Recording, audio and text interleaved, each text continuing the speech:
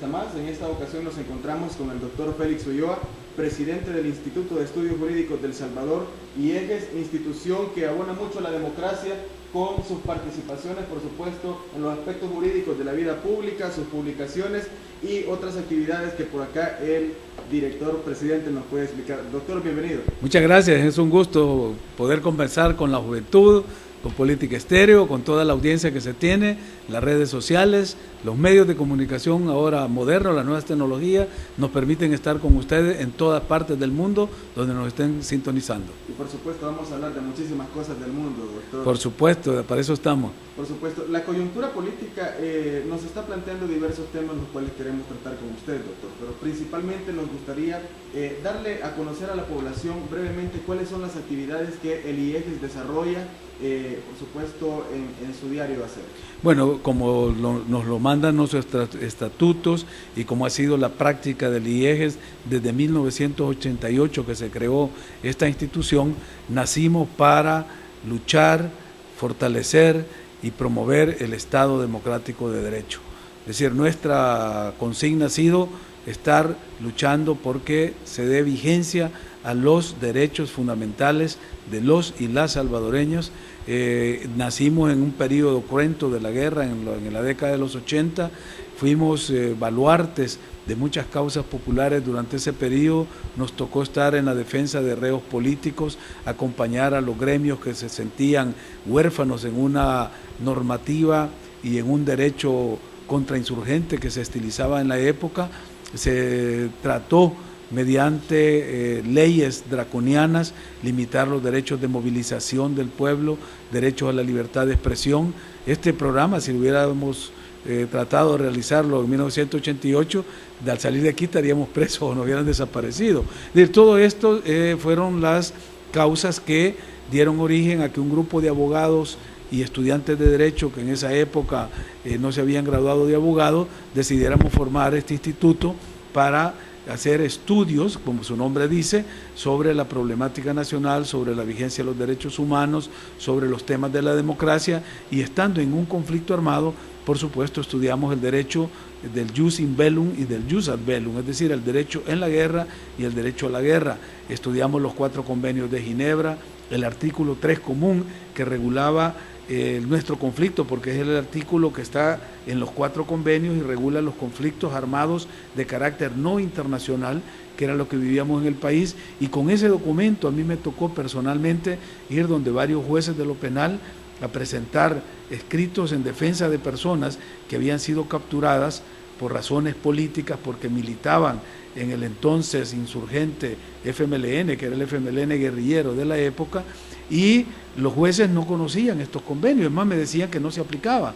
Tenía yo que explicarles que El Salvador los había ratificado hacía ya varios años y que según nuestra Constitución, cuando un tratado internacional suscrito por el país es ratificado por la Asamblea Legislativa, se vuelve parte del derecho interno. Entonces, los tratados internacionales y los convenios de Ginebra eran parte de nuestro derecho interno. Entonces les decía yo, en base a este convenio, pido la libertad de este reo. Me decía, no, porque el Código Penal no lo permite. Entonces le tenía que explicar que según la Constitución, en el artículo 144, cuando un tratado entra en choque con una ley secundaria, como es el Código Penal, priva el tratado. Entonces, en base a eso, teníamos pues la posibilidad de defender muchas personas que habían sido capturadas por razones políticas. Eso era, pues, digamos, ese periodo que nos tocó vivir cuando nacimos. Luego tuvimos una serie de protagonismo como instituto, haciendo propuestas de reformas legales, estudiamos más de 98 iniciativas legales que habían que tomarse para que se cumplieran los acuerdos de paz. Acompañamos ese proceso de la institucionalidad transitoria que surgió a partir de los acuerdos de paz, y luego cuando se dieron ya las primeras elecciones de posguerra en 1994, varios de los miembros del IEJES salimos a ocupar cargos públicos, como por ejemplo algunos fueron electos magistrados de la Corte Suprema de Justicia, el doctor José María Méndez, otros salieron electos diputados, como el caso del licenciado Elí Avileo Díaz, diputado por Morazán, En mi caso personal, yo fui electo como magistrado del Tribunal Supremo Electoral y así otros compañeros y colegas fueron ocupando otros cargos en la Administración de Justicia, algunos magistrados de Cámara, otros jueces de instrucción, y el instituto pues dio su cuota, su aporte en el campo profesional del derecho y de la justicia a este país. Ahora hemos retomado de nuevo el trabajo del IEGES, estamos en una nueva situación, creemos que se ha cerrado el periodo de la posguerra y es un momento fundacional de creación de nuevas pautas jurídicas, y allí nos encontramos en una encrucijada, cuando vemos que por fin una sala de lo constitucional hace valer su independencia de los otros órganos del Estado y su mandato constitucional, y empieza a dar una serie de sentencias que limitan el abuso del poder político. Hablando de la sala, doctor, hay una disputa político-judicial, porque no podemos dejar de lado lo que son los intereses políticos que están detrás de, o que se han mencionado que están en esta disputa entre la sala de lo contencioso administrativo y la sala de lo constitucional. ¿Nos podría explicar de dónde parte este conflicto entre ambas salas? Mira, en mi lectura, este conflicto es artificial. Es un conflicto que tiene matices jurídicos, pero tiene un trasfondo político. De lo que se trata al activar la jurisdicción de lo contencioso en la sala administrativa, en la sala de lo contencioso administrativo, es justamente golpear a la sala de lo constitucional, que está conociendo el caso de la inconstitucionalidad en la elección del presidente Salomón Padilla.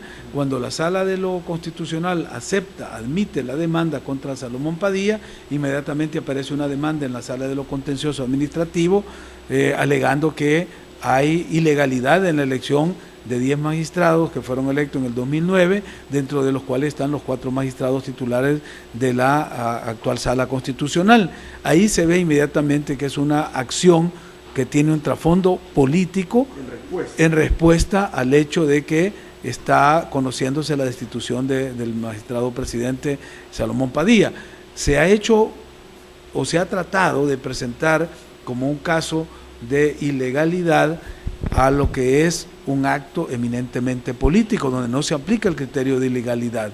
Si hubiera duda de que no se aplicaron los criterios constitucionales o que es inconstitucional la elección de estos magistrados, hay que solicitarlo a la sala de lo constitucional, pero a la sala de lo contencioso administrativo se presentan demandas contra actos administrativos, no contra actos políticos. Eso lo dice la ley de lo contencioso administrativo. Entonces nosotros hemos insistido en que la sala de lo contencioso administrativo no tiene competencia para conocer de este caso, y hemos señalado cuáles son los argumentos, que no son invento nuestro, están en la ley de lo contencioso. Primero, dice la ley de lo contencioso administrativo, la sala va a conocer eminentemente de actos administrativos y no actos políticos. La elección de los magistrados de segundo grado es un acto político. Segundo, la persona que presente una demanda debe de estar directamente afectada por el acto administrativo. Esta persona que presente el acto ni siquiera es abogado, entonces ¿en qué lo afecta la elección de los magistrados? Si él nunca... Cuando se presenta a lo constitucional, ¿verdad? Sí, allá lo puede hacer cualquier ciudadano. Cuando es en lo constitucional, cualquier ciudadano lo puede hacer en cualquier momento, pero en lo contencioso no, tiene que ser el que está directamente afectado por el acto administrativo. Tercero, hay un plazo para hacerlo. Un acto administrativo que se comete de manera, o que se toma, se asume o se ejecuta de manera ilegal por una autoridad, debe de ser demandado dentro de los 60 días posteriores a la fecha en que entró en vigencia el acto administrativo. Aquí ya pasaron más de 4 años, entonces ya el plazo se venció, ya no procede. Por eso es que nosotros decimos, ¿por qué la sala se está abocando a este caso? Si no hay interés directo, si no hay si no existe el plazo dentro del cual se debe haber presentado, y tercero, no se trata de un acto administrativo. Doctor, en nuestro ambiente político salvadoreño, pues usted es un hombre de política que conoce muy bien, además jurista, y con mucha experiencia en esto, sabe de que hay hechos políticos que se generan como cortinas de humo para cubrir otros hechos más grandes que nos afectan como población salvadoreña. ¿Será este el caso? Yo creo que sí. Fíjate que a mí me llama la atención porque hay sectores que no dan la cara, que utilizan testaferros, como este caso, usar a un pobre ciudadano para ir a iniciar una demanda me parece un acto de cobardía, realmente, porque si habían abogados que redactaron esa demanda, ¿por qué no la fueron a presentar ellos? Usaron un ciudadano que no es abogado, solo ahí están demostrando que no hay transparencia ni legitimidad en esta demanda, porque se hace, ¿verdad?, utilizando a una persona que no tiene titularidad procesal para actuar, ni para que se le tramite un proceso de esa naturaleza. Entonces, ¿de qué se trata? ¿Por qué crispar el ambiente político en un periodo electoral? ¿Alguien se está beneficiando de esta situación o se quiere perjudicar a alguien con esta situación? Yo no creo que los perjudicados sean los 4 magistrados de la sala. A ellos también se les está utilizando como una forma indirecta de golpear a una campaña política o a un grupo político, a un partido político, a un candidato político. Esas son las dudas que a mí me entran, porque de qué otra manera se podía estar generando este ambiente de confrontación que no nos conduce a nada en un momento en que el país está pasando por situaciones dramáticas en materia económica, cuando por fin hubo una buena noticia que se nos dijo que el país había calificado para que se extendieran los fondos del milenio, de Fomilenio, lo del Asocio para el Crecimiento, habían anunciado inversiones grandes, pensando que el país había entrado en una etapa de estabilidad política, de gobernabilidad, de respeto a la institucionalidad, de aplicación de las normas de la seguridad jurídica. Y venimos acá y justamente en ese campo de la seguridad jurídica empezamos a trastocar, ¿verdad?, todo el clima de tranquilidad y armonía que se había logrado después de todas las turbulencias que se dieron por el 743 en el 2011. Entonces supimos qué pasó el 2011, por ese ambiente de crispación que se dio en ese año.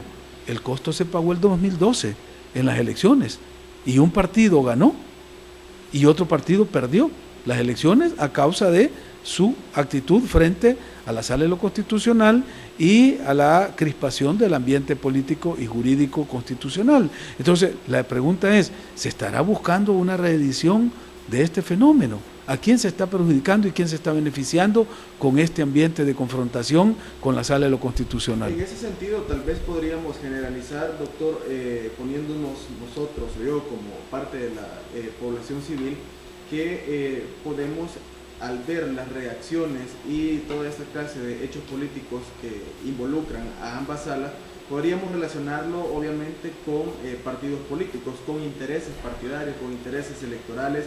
¿Será esto quizás enfocado a que haya una mayor apatía de la población a participar en las próximas elecciones presidenciales emitiendo su voto? Podemos decirlo, por supuesto, y se ve reflejado en el hecho de que los jóvenes, una mínima cantidad, no lo esperado, se empadronó para votar en 2014. ¿Tendrá esto que ver?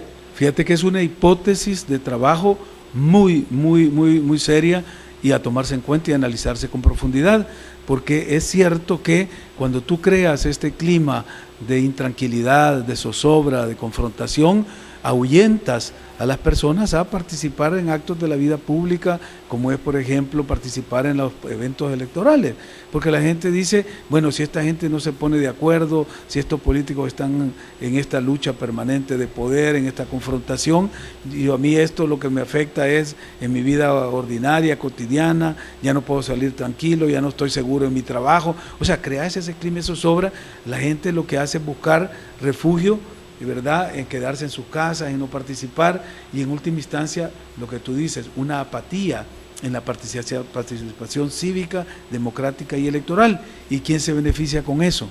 ¿Quién se beneficia con que haya apatía y que la gente se desmoralice y no quiere ir a votar?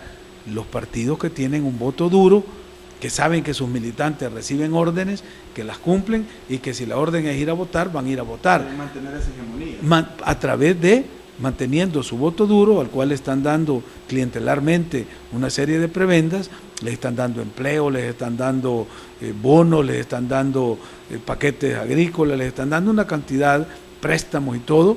¿Para qué? Para que esta gente, que es el voto duro, vaya a votar el día de la elección, pero que no tenga que enfrentarse con esa masa que no está ahí, que es lo que llamamos el voto indeciso, el voto independiente, la gente que no tiene partido fijo y que es la mayoría de los salvadoreños.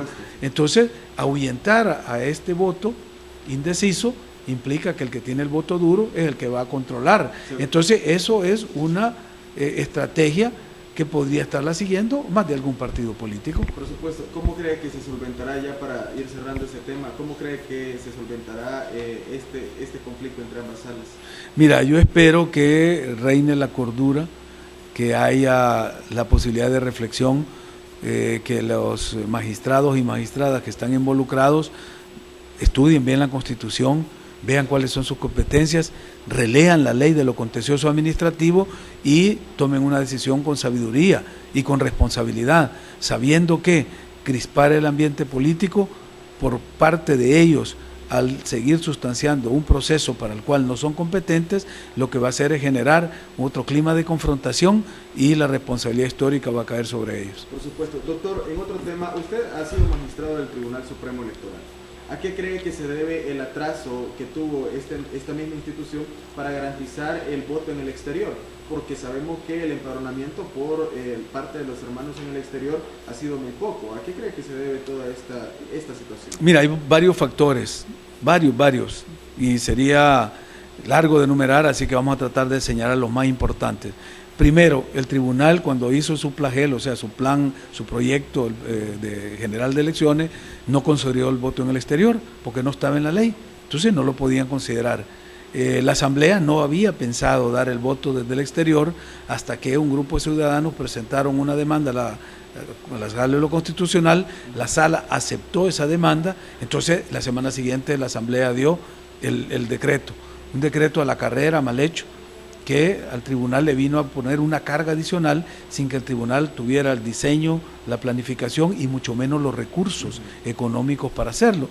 Entonces el tribunal se vio impedido inicialmente a desarrollar las operaciones electorales para garantizar que el voto en el exterior iba a ser una realidad. Segundo, otra institución que está involucrada como el RNPN tenía cerrados los duicentros en todo el exterior, entonces tuvo que abrirlos de nuevo, los empezaron a abrir entre el mes de noviembre y diciembre del año pasado, con una deficiencia, con una falta de logística, de capacidad operativa, de recursos, que cuando los recursos llegaron era tarde. Entonces empezó todo muy tarde y al final de los más de 120,000 que podían haber votado, se empadronaron y sacaron su día alrededor de 10,000, ni siquiera el 10%. Hasta ahí, digamos, la responsabilidad era de la Asamblea Legislativa de no haber dictaminado cuando se le pidió en años anteriores que diera el decreto para el voto en el exterior, lo hizo a última hora. Bueno, ahora venían las instituciones como el tribunal que debieron haber reaccionado replanteándose su calendario electoral, dentro de ello la fecha de las elecciones. Nosotros le pedimos encarecidamente al tribunal que cambiara la fecha del 2 de febrero al 9 de marzo, o sea, un mes más, para ganar más tiempo y que la gente tuviera oportunidad de que se le llegaran campañas, porque la gente en el exterior no sabía, muy poca gente estaba informada, porque no hubo unas campañas por falta de fondos, por falta de voluntad, por lo que tú quieras, pero el hecho es que la gente no sabía de esta oportunidad de ir a empadronarse y a sacar de nuevo su DUI, pero el tribunal se cerró y no quiso cambiar la fecha, sin ninguna razón de carácter legal. La otra responsabilidad es de la Asamblea Legislativa, porque hay 80,000 salvadoreños en el exterior que tienen DUI vigente y que podrían votar ahorita, pero no pueden hacerlo porque esos DUI tienen dirección en El Salvador. Entonces, lo que le pedíamos nosotros era que diera un decreto transitorio que permitiera que los que tienen DUI vigente no tuvieran que ir a sacar un nuevo DUI para dar una nueva dirección, gastar $35, que es lo que vale la reposición, y perder un día, 2 días de trabajo para ir a sacarlo, sino que con un decreto se les habilitaba para que ellos mandaran su nueva dirección al tribunal y entonces el tribunal les podía mandar las papeletas, el paquete electoral a su casa. Solo era cuestión de modificar el padrón, ¿no? Solo era cuestión de mandar su nueva dirección donde ellos viven, eso es todo. Pero aquí les dijeron, tienen que ir a sacar el nuevo DUI. Entonces les pusieron un problema, 80,000. Hay 50,000 que el DUI lo tienen vencido. También dijimos, miren, si el DUI les va a servir solo para votar, entonces, ¿por qué obligarlos a que saquen uno nuevo? Demos un decreto transitorio y prorroguemos la vigencia del DUI. Si eso hacíamos aquí cuando el carnet electoral se vencía, se daban prórrogas para que la gente fuera a votar, tampoco quisieron. Entonces solo ahí hay 120,000 ciudadanos que se quedan sin votar porque la Asamblea Legislativa, los partidos mayoritarios que tienen la posibilidad de dar esta legislación, no lo dieron. Entonces, para mí es la Asamblea Legislativa y el Tribunal Supremo Electoral los responsables de que el voto desde el exterior no tenga el nivel de participación que todos aspiramos, a que hubiera sido una participación masiva. Aunque en ese sentido, doctor, se ha dicho de que el salvadoreño en el exterior tiene poco interés por participar en las elecciones de El Salvador. ¿Cómo ve usted esa situación? Mira, ¿afirma o cree que...? Mira, yo creo de que ni todo hay verdades absolutas, ¿no? Ni los salvadoreños allá, 120,000 están desesperados por ir a votar, ni tampoco quiere decir que son apáticos, ¿verdad? La prueba de que hay interés es que sobresaturaron los call centers del RNPN, llamando a los consulados, y el RNPN tuvo que abrir más turnos, trabajar hasta en la noche, los fines de semana, para dar atención a la gente que estaba demandando. Es decir, que al haberse dado mayores más plazo y más tiempo, la gente, te aseguro que no menos de 60, 70,000 hubieran sido los que llenaran el padrón del exterior. ¿Pero por qué no se hizo? Aquí vienen los cálculos políticos de los dos partidos mayoritarios.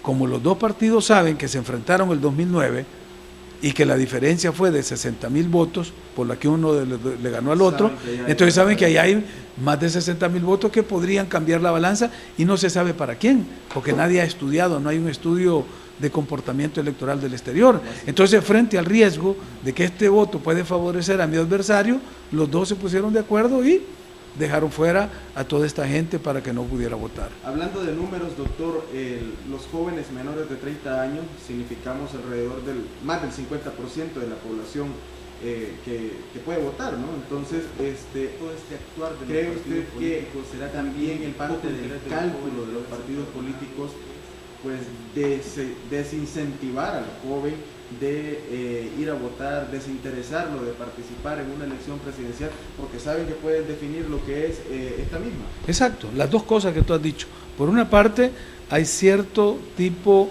de apatía, de desinterés del joven de participar en la política, porque los ejemplos que ven, lo que reportan las noticias, los medios de comunicación, no es alentador, no anima a que el joven se involucre, decida participar, no se siente motivado. Entonces ese es el punto uno, ¿no? No hay de la clase política hacia el joven una conexión, no hay atracción para que el joven siga al político. Pero lo segundo es la falta de motivación de las autoridades que debieron haber realizado campañas de educación cívica para promover que los jóvenes se interesaran y fueran a empadronarse y participen en la elección. No vimos ninguna campaña del Tribunal Supremo Electoral dirigida a los jóvenes para motivarlos. Entonces, tú tenés que el joven de por sí no se siente motivado y quien lo debe motivar no lo hace, el resultado es que tenemos una participación muy mínima de los jóvenes que constituyen, como tú dices, un segmento importante en la vida pública del país.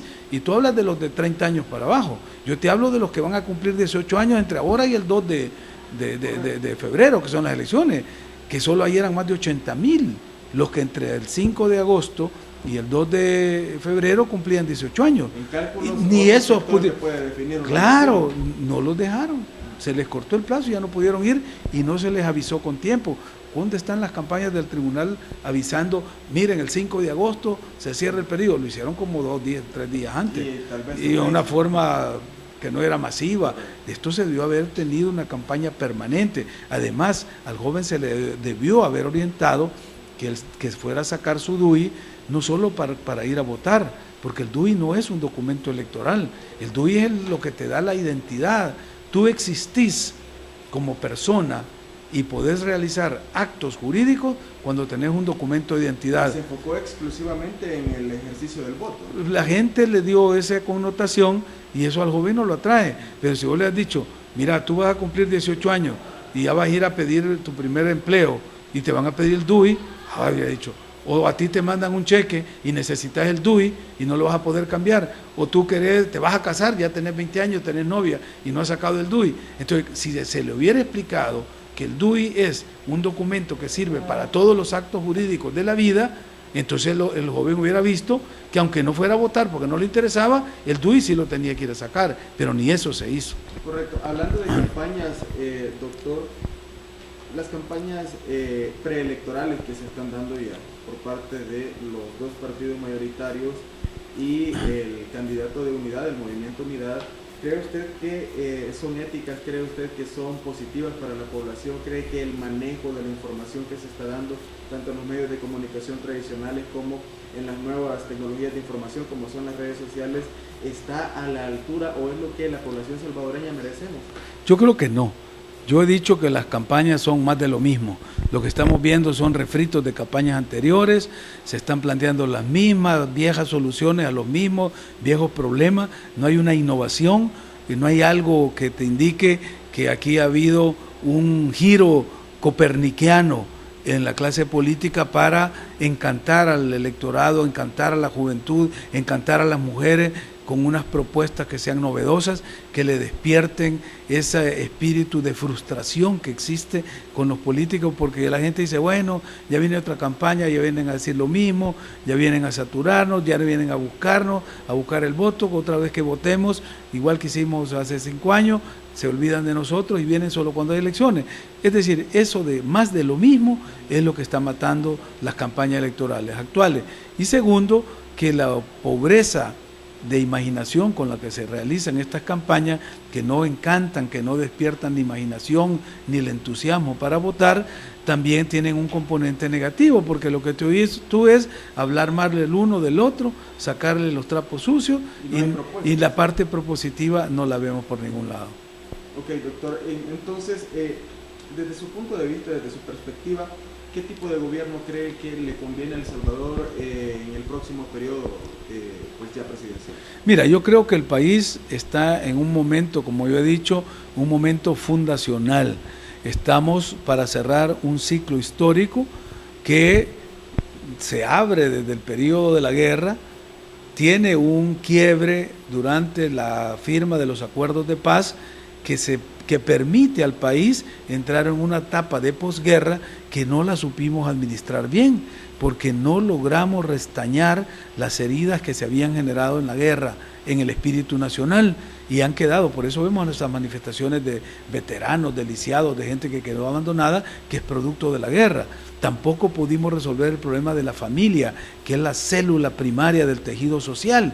La familia quedó disfuncional a partir de la guerra, mucha gente fue asesinada, otros fueron desplazados, otros salieron del país, se fueron, y esa familia disfuncional fue creando una generación de jóvenes sin identidad, sin valores familiares, y que fueron agrupándose en pandillas donde se sentían más en grupo. Acordate que los seres humanos somos seres gregarios y nos encanta estar acogidos y sentirnos parte de algo. Al no tener ese algo en la familia, pues se encontró en la pandilla, y la pandilla se fue deformando hasta llegar a constituir un poder que ahora es un poder que mata, extorsiona y hace muchos hechos delictivos, y ya tiene un control y una capacidad de acción que el mismo Estado no tiene capacidad de control. Entonces, esos son efectos de la posguerra que no los pudimos administrar. Los gobiernos que se encargaron de administrar la posguerra no le dieron atención a ese tema, y por eso ahora lo estamos sufriendo. Las marchas que han habido últimamente de los veteranos, de los lisiados, las acciones de los grupos de pandilleros son producto de esos años que no se les dio tratamiento. Ahora el nuevo gobierno, ¿qué tiene que hacer? Cerrar ese ciclo, abrir uno nuevo, generar un liderazgo capaz de, teniendo una visión de un nuevo país moderno, porque estamos con un país que viene diseñado del siglo pasado. Entonces ya necesitamos un rediseño institucional para un país y un Estado con visión de futuro, un liderazgo fuerte que pueda poner orden, porque hay un caos en el Estado, en la sociedad. Entonces necesitamos cierto orden en libertad. No estamos hablando aquí de volver a épocas de dictadores ni de tiranos, sino de liderazgos fuertes en los cuales se pueda administrar la libertad democrática y, por supuesto, cerrar ya ese capítulo de la guerra. Los liderazgos que se están enfrentando ahora en esta elección son los mismos liderazgos de la guerra. Si ves, uno de los candidatos era de los comandantes y el otro era de los diputados más agresivos en la guerra. Entonces, estas personas cuando lleguen al gobierno lo que van a hacer es reproducir esos esquemas que traen de la guerra. Entonces es tiempo de buscar a alguien que no esté vinculado a esos patrones ni tenga esas responsabilidades que se dieron en esas décadas de los 80 y de los 90. Por supuesto. Doctor, ¿cuál es su mensaje para la población que lo ve a través de nuestras cámaras de Política Estéreo y El Salvador Cambia, ahora que ya se acerca un nuevo evento electoral? Bueno, mi mensaje es, en primer lugar, sobre todo para la población joven, es: ustedes jóvenes son la reserva moral de la sociedad y ustedes deben de asumir con responsabilidad esas tareas que la sociedad salvadoreña demanda de ustedes. Cuando yo era joven, estoy hablando de los años 70, nosotros asumimos la responsabilidad en aquellos años desde las aulas universitarias, desde los foros, desde los sindicatos, de las asociaciones estudiantiles, de luchar por combatir un régimen de dictaduras militares que teníamos en esa época, un régimen de economía excluyente, una sociedad antisolidaria, y eso fue lo que nos llevó incluso a tomar las armas cuando ya no se pudo por la vía de los votos hacer los cambios sociales. A mí me tocó estar en las elecciones de 1972, yo tenía 21 años en esa época, cuando las elecciones de la UNO, y nos tocó ver cómo el voto del pueblo que favorecía al ingeniero Napoleón Duarte y al doctor Guillermo Ungo, que era la fórmula de la UNO, se le robó la elección y quedamos frustrados, y mucha gente a partir de ahí dijo: aquí hay que tomar las armas, y se empezaron los grupos armados a surgir en esos periodos. Pero nos tocó ver el 77, yo ya tenía 26 años el 77, y estuvimos acompañando el proyecto de la Unión Nacional Opositora, y vimos otra vez, por segunda vez, que el triunfo en las urnas que el pueblo le daba a una fórmula presidencial era eliminado por una autoridad electoral corrupta, apañada por una dictadura militar que bañó de sangre a la capital, porque el 28 de febrero de 1977, a la madrugada, llegó el ejército a masacrar a la gente que estaba en la Plaza Libertad protestando por el fraude electoral. Entonces prácticamente se cerraron las vías de la participación democrática y electoral, y se desencadenó la guerra, que todos sabemos cuánto tuvo como costo para nuestra familia, para la economía, para la infraestructura del país. Por suerte logramos hacer la paz en el 92 y nos hemos comprometido a que vamos a transitar por las vías democráticas. Pues no perdamos la oportunidad, jóvenes, de que en este momento, que ustedes no tienen que padecer lo que mi generación padeció, aprovechen estos espacios democráticos de participación política y electoral y participen con cualquier partido, con cualquier fórmula presidencial que sea de su agrado. Simplemente busquen, vean, identifiquen quiénes son aquellos que pueden realmente conducirnos a un futuro de armonía, de paz, de modernidad y de democracia, y quienes simplemente también van a reproducir esos esquemas del pasado del que hemos hablado. Doctor, gracias por su tiempo, ha sido un gusto tenerlo con nosotros. A la orden. Y por supuesto con nuestros amigos de El Salvador Cambia, con quien estaremos en una próxima ocasión. Muchas gracias.